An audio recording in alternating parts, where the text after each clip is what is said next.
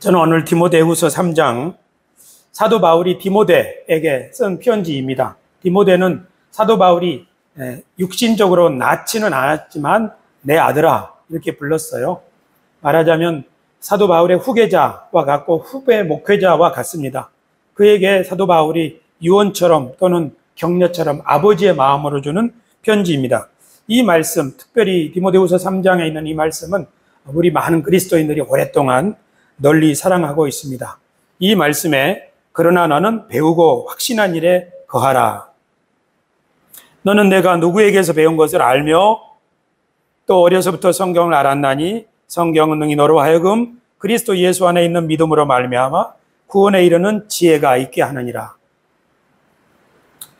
디모데에게 주는 권면은 뭐냐면 배우고 확신한 일에 거하라 하는 것입니다. 왜냐하면 그 하나님의 말씀이 구원에 이르는 지혜가 있게 하고 또 하나님의 말씀, 성경은 하나님의 감동으로 된 것으로 교훈과 책망과 바르게 함과 의로 교육하기에 유익하니 이는 하나님의 사람으로 온전하게 하며 모든 선한 일을 행할 능력을 갖추게 하려 함이라. 그러니까 배우고 확신한 일에 거해야 되는 이유는 첫째는 구원을 받게 하는 지혜가 있고 두 번째는 모든 선한 일을 행할 수 있는 능력을 갖추게 하기 때문이라는 거죠. 우리의 인사말, 몸성이 마음 편히 선한 뜻 펼치세요 할 때 그 선한 뜻을 펼칠 수 있으려면 준비가 돼야죠. 그런 사도 바울은 말하는 거죠. 하나님의 말씀이 우리를 교훈 또는 일깨워줌, 바르게 함, 의로 교육함, 그렇게 해서 우리가 선한 뜻을 펼칠 수 있게 한다. 그러니까 하나님의 말씀에 배우고 확신한 일에 거하라. 저는 배우고 확신한 일에 거하라 하는 이 거한다는 말을 성경에서 또 다른 곳에서 사용된 용례를 찾아보니까 마리아가 남편을 요셉으로 둔 마리아 말이에요. 예수님을 낳은 마리아. 마리아가 엘리사벳 집에 간 이야기.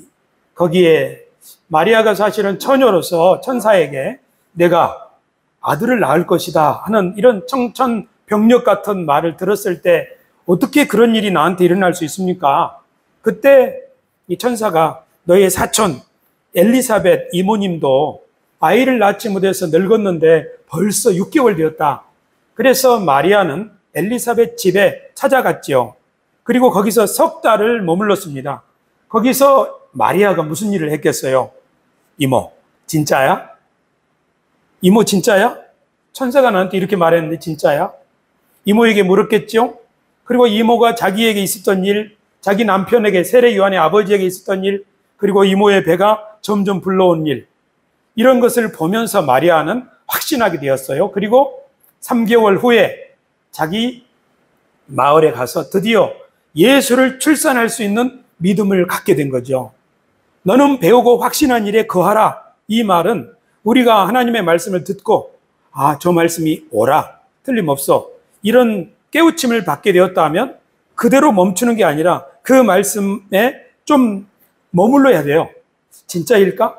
깊이 생각해보고 또 들어보고 이렇게 하는 가운데 나도 모르게 마리아처럼 그래, 나도 할 수 있을 것 같아 하는 그렇게 하도록 하라는 것이죠.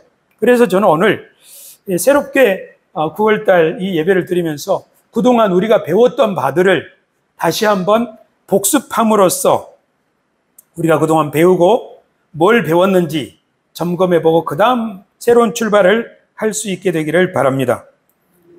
여러분, 우리는 그동안 기도문을 익혔죠. 한번 다 같이 읽어보겠습니다. 빈칸은 문제예요. 시작.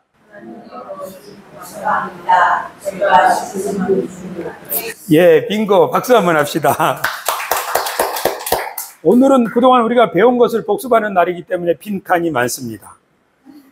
그 다음 우리는 하나님의 말씀을 암송했죠. 한번 봅시다. 시작. 내가 여호와를 항상 내 앞에 모시며 그가 나의 오른쪽에 계심으로 내가 흔들리지 아니하려다. 시편 16편 8절 말씀. 그렇죠? 주님은 우리 오른쪽에 계십니다. 여기에는 첫 번째 네모는 뭐죠? 마음. 두 번째는 한번 읽어봅시다. 시작. 이스라엘아 들으라. 우리 하나님 여호와는 오직 유일한 여호와이시니 너는 마음을 다하고 뜻을 다하고 힘을 다하여 내 하나님 여호와를 사랑하라. 신명기 6장 4절 5절 말씀. 아멘. 그 다음 잠언 3장 5, 6절 시작. 너는 마음을 다하여 여호와를 신뢰하고 내 뭐라고요? 명철을 의지하지 말라. 너는 범사의 그를 인정하라. 그리하면 내 길을 지도하시리라. 잘하셨어요. 내 명철을 의지하지 말고 하나님을 의지하라는 거죠. 네, 좋습니다. 이렇게 해서 우리는 암송도 배웠고요. 여러분들 대답을 잘해 주셔서 감사합니다. 그리고 우리 새로운 인사말이 있었죠. 다시 한번 읽읍시다. 시작. 몸성이 마음 편히 선한 뜻 펼치세요. 이것은 다석 유용모 선생, 함석헌 선생님의 스승인 유용모 선생님으로부터 제가 배운 거라고 그랬죠. 얼굴로 본 건 아니에요. 글로 보고 배운 겁니다. 그런데 원래 이 분은 한글로 철학을 공부하신 분이에요. 몸성이 마음 너희 뭐뭐 태우세요 이 말인데 새우 빼고 그냥 태우라고 하는 어감만 딱 해서 명령형을 만들었어요. 여기 보면 선한 뜻이라고 제가 이해를 했는데 저 속에 들어갈 단어는 뭘까요? 이 말은 함석헌 선생이 그 CR이란 말로 표현하기도 했어요. CR. 그런데 이 CR 함석헌 선생님은 유용모 선생님한테 배운 거예요. 마음속 깊은 곳에 있는 정말 자기의 존재 근원 내지는 그 하나님이 우리에게 넣어준 그 선한 뜻, 그 바탕에 있는 알맹이와 같은 거예요. 여러분 한번 설교 시간에 지나간 말을 기억한다는 건 불가능한 일이죠. 바탈이에요. 바탕에 있는 알 같은 거예요. 그래서 이분의 언어로 한번 읽어봅시다. 시작. 몸성이 마음 너희 바탈 태우. 이것이 원조입니다. 제가 지난 2번의 겨울인가요? 아무튼 겨울도 지나고 이렇게 하면서 여기서 무엇을 가르쳤던가 전체를 정리하려고 보니까 가장 좋은 게 우리가 처음에 배웠던 기독교인은 무엇을 믿는 걸까요? 이것을 복습하면 좋겠다. 왜냐하면 이 내용이 제 설교에 곳곳에 포함되어 있기 때문이니까요. 그러면 여러분 눈 크게 뜨시고 빈칸을 찾아보세요.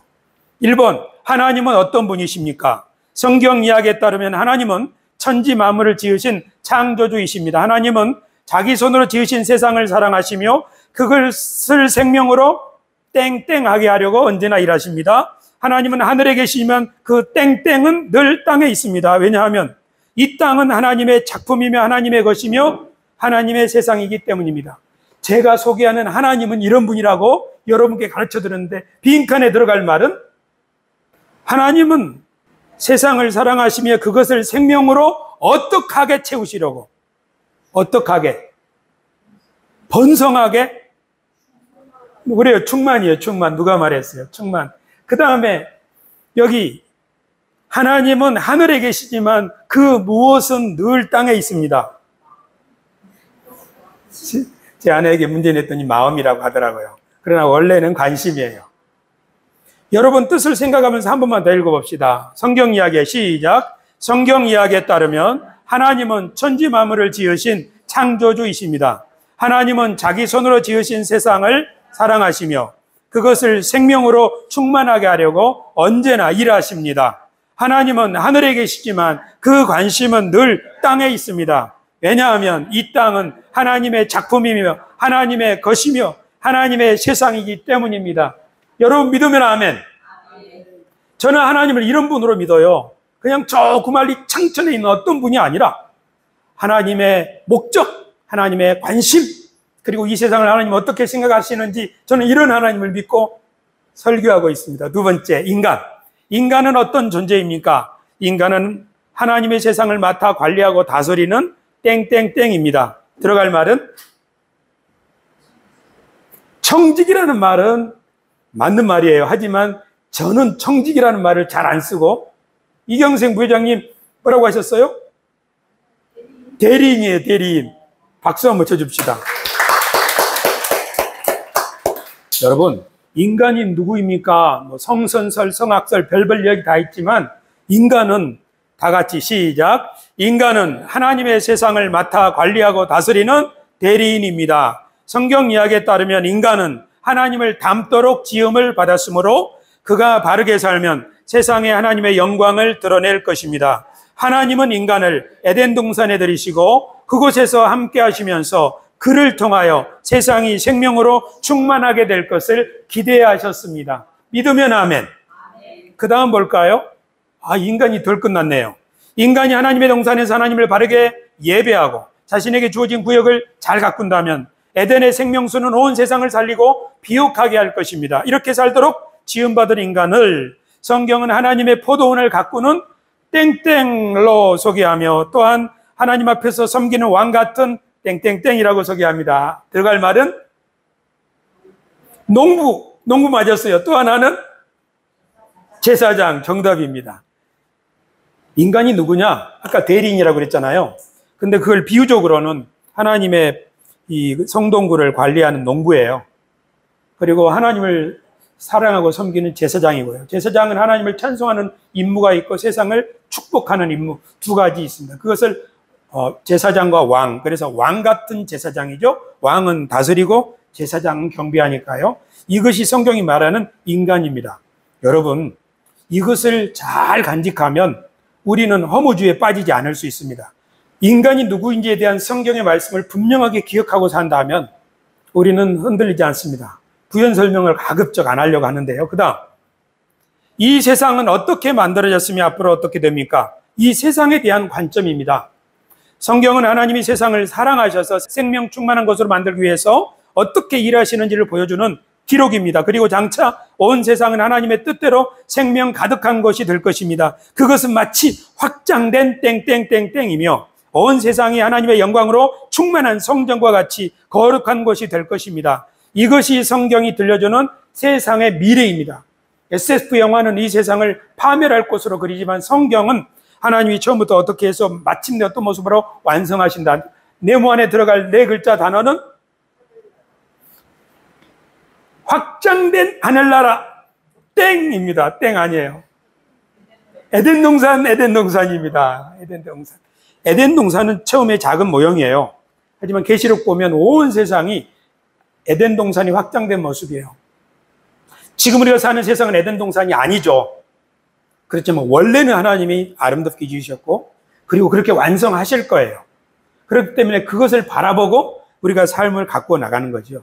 이것이 어차피 멸망할 거라고 생각하면은 그런 사람은 지도자가 될 수 없습니다. 그 다음, 죄란 무엇입니까? 죄란 하나님의 대리인이자 제사장인 인간이 자신의 본분을 저버리고 스스로 땡땡땡이 된 것처럼 행동하고 하나님을 섬기지 않고 자신의 욕심을 따라 살아가는 것입니다. 인간이 예배 대신에 탐심을 따라 살아갈 때마다 자신의 신분과 소임을 망각하고 자신과 타인을 병들게 합니다. 그 결과로 세상은 더 혼란에 빠지고 가장 연약한 생명부터 질시가 없어지는 땡땡의 땅이 됩니다.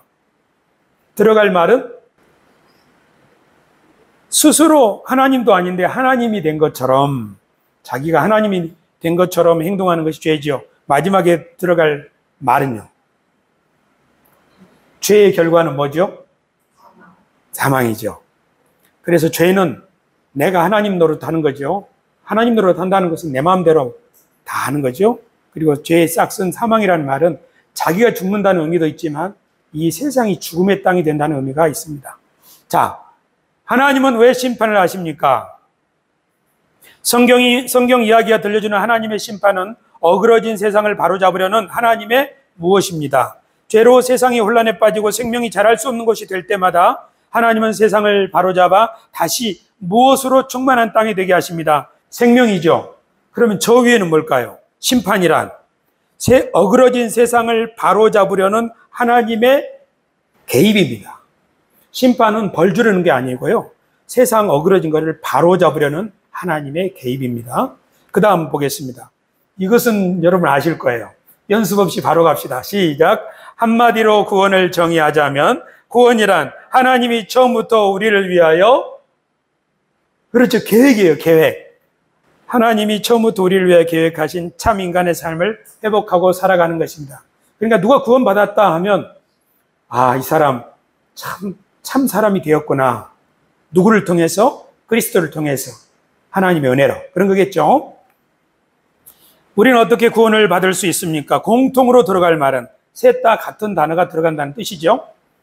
구원이 우리의 본분을 회복하고 사람답게 살아가는 것이라면 우리는 구원받기 위해서 무엇을 알아야 합니다. 무엇은 우리에게 하나님과 세상 그리고 우리 자신에 대하여 알려주며 우리가 어떻게 살아야 하는지를 안내하는 등불과 같기 때문입니다. 교회가 예수님을 소개하는 이유는 예수님이 우리를 무엇으로 인도하시기 때문입니다. 들어갈 말은 구원을 받으려면 이것을 알아야 하고 이것은 우리에게 이 세상과 우리 자신에 대해서 알려주며 예수님 우리를 이것으로 인도합니다. 이것은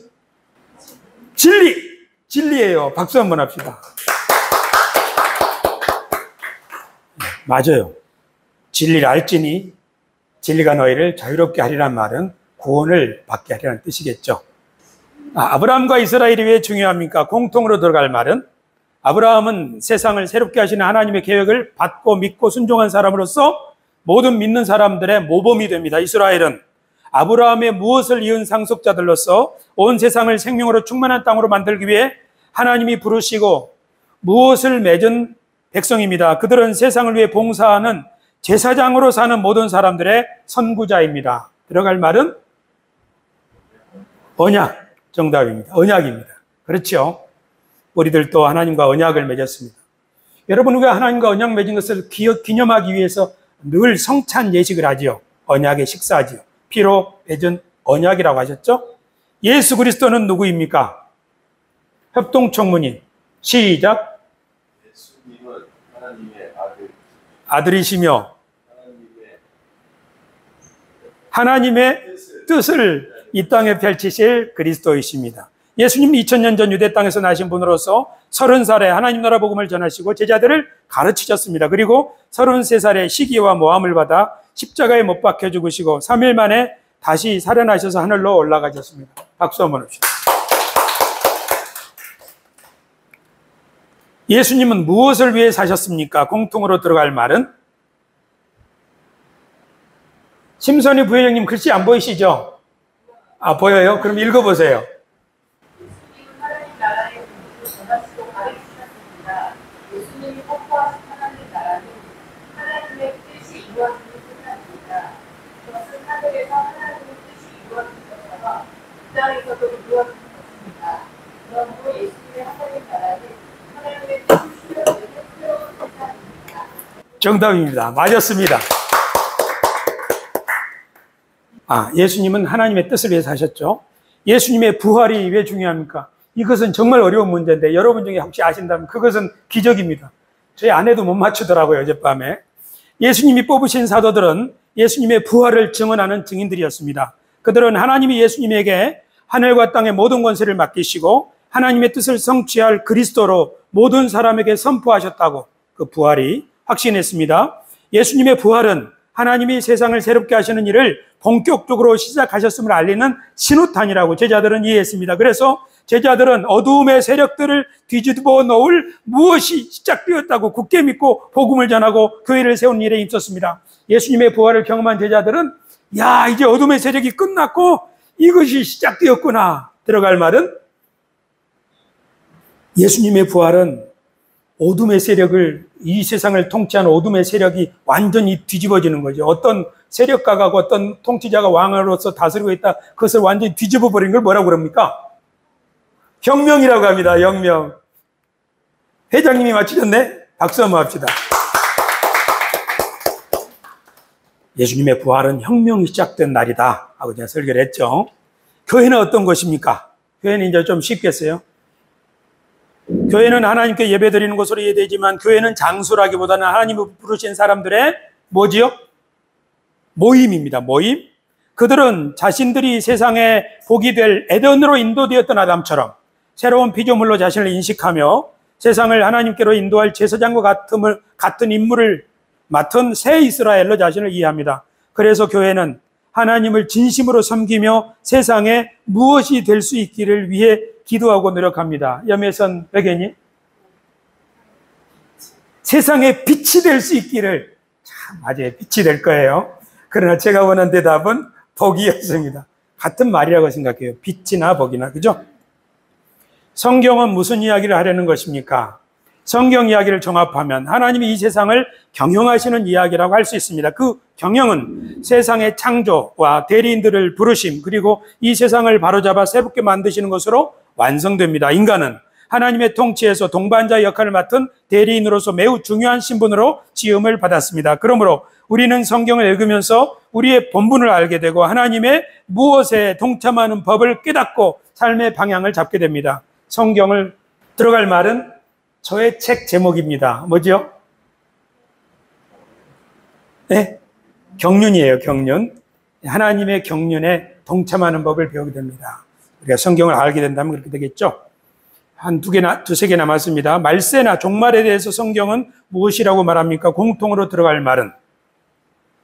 말세나 종말은 흔히 지구 멸망의 날로 이해되지만 성경은 말세와 종말을 하나님의 무엇의 날로 소개합니다. 하나님의 무엇은 세상을 바로잡으시는 하나님의 개입이자 활동입니다. 하나님이 개입하시는 때는 죄악이 가득 찼거나 새로운 일을 하실 때입니다. 누구든지 자신의 시대에 그런 일이 일어나고 있다는 확신을 가진 사람은 자신이 곧 말세를 살고 있음을 깨닫게 됩니다. 그런 사람에게 말세란 하나님이 일하시는 새로운 시대가 개막되었다는 뜻입니다. 들어갈 말은 심판이에요. 심판. 아까 우리 배웠죠?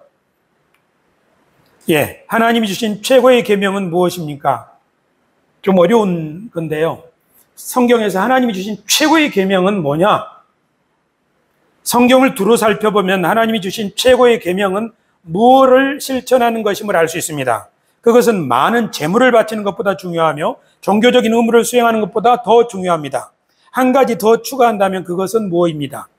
따뜻하고 참되고 따뜻하게 사는 것은 하나님이 가장 중요하게 여기시는 두 계명입니다. 사도 바울은 이 모든 것을 요약하여 이웃 사랑하기를 내 자신같이 하라는 이 한 말씀이 모든 율법의 핵심이라고 했습니다. 우리가 아는 대로 하나님을 사랑하고 이웃을 사랑하는 것이 최고의 계명이라고 했죠.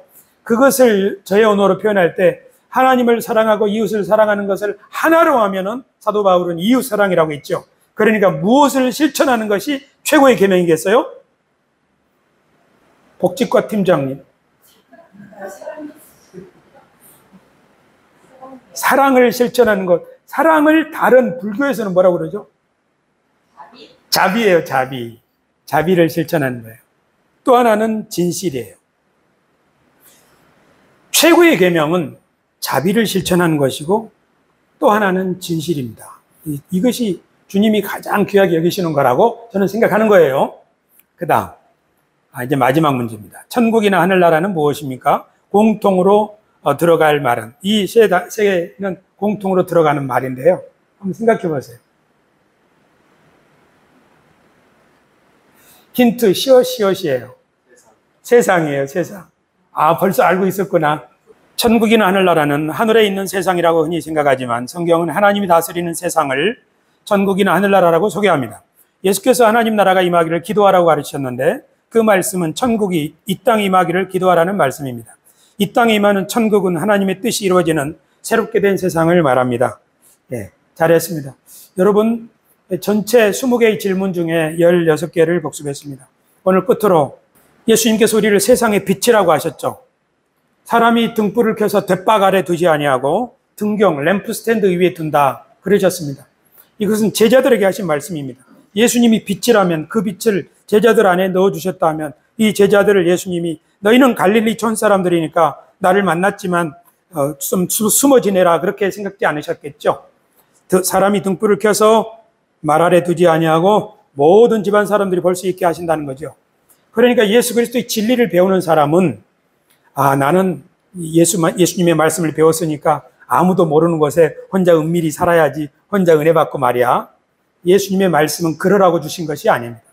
예수님의 말씀은 우리 그 말씀을 받는 사람에게 들어가서 그 말씀이 그 사람 속을 충분히 밝힐 수 있다면 주님은 그 사람을 모든 사람이 볼 수 있는 곳에 두실 것입니다. 그렇게 해서 모든 사람이 그 사람을 보고 길을 찾을 수 있도록 말입니다. 그런데 우리가 마리아가 그랬던 것처럼 좀 의심이 있고 용기가 안 날 때 엘리사벳에게 찾아가서 석 달 동안 머물면서 진짜야? 하고 생각해보고 또 확신을 갖기 위하여 시간을 충분히 갖는다면 우리들은 활활 밝게 빛나는 확신을 가질 수 있게 될 것이고요. 그것은 우리의 말과 행동으로 나타나게 될 것이고요. 마침내 하나님이 그 사람을 들어서 세상 모든 사람들이 보는 것에 세우실 줄로 믿습니다. 우리 앞으로 남은 신후의 예배가 그런 시간이 되기를 바랍니다. 기도하겠습니다. 존귀하신 아버지 하나님, 감사를 드립니다. 우리들 많은 사람 가운데서 불러 이곳에 인도하여 주셨사오니 주 예수 그리스도의 진리의 말씀이 생명의 등불이 되어 우리 안에 조그맣게 켜질 때 우리가 그 빛을 사랑하고 또 소중하게 간직하고 또 간직한다면 우리 안을 환하게 비추어 마침내 등경 위에 세워지게 될 줄 믿습니다. 주님, 우리의 말과 우리의 행실이 주 예수 그리스도를 나타낼 수 있는 삶이 될 수 있도록 우리를 부르셨으니 우리가 그렇게 할 수 있도록 배우고 확신한 일에 거하는 우리 성동구청 기독 신우회가 되게 하여 주옵소서. 예수님의 이름으로 기도드리옵나이다. 아멘. 이제는 우리 주 예수 그리스도의 은혜와 하나님 아버지의 사랑과 성령의 교통하심이 우리 모두 위에 이제로부터 영원토록 함께 있기를 축원하옵나이다. 아멘. 박수로 하나님께 영광을 올려드립니다.